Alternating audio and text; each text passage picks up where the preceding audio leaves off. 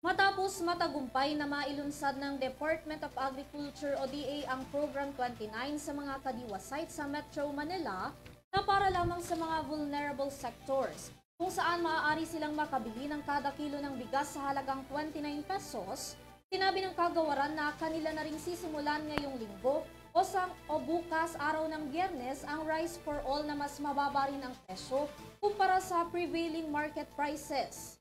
Kung ngayon ang kabuuan ng balita sa aking report.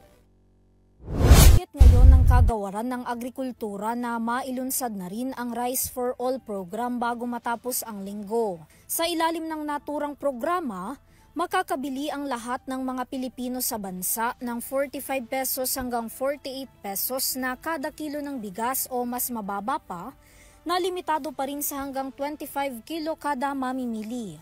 Ayon kay Agriculture Assistant Secretary Arnel de Mesa na siya ring tagapagsalita ng ahensya, sa mga kadiwa muna sa Metro Manila at Bulacan pansamantalang mabibili ang naturang presyo ng bigas. Kasabay nito, tiniyak din ni de Mesa na nahahanay pa rin sa dekalidad na bigas ang ibebenta sa mga kadiwa gaya ng mga mabibili sa palengke.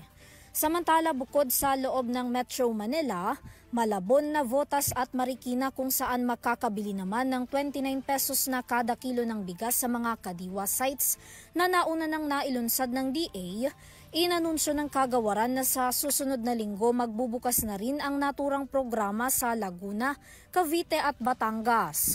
Ayon sa DA, ang dalawang magkahiwalay na programa ay naglalayong mabigyan ng mas abot kayang presyo ng bigas ang mga mamimili sa bansa.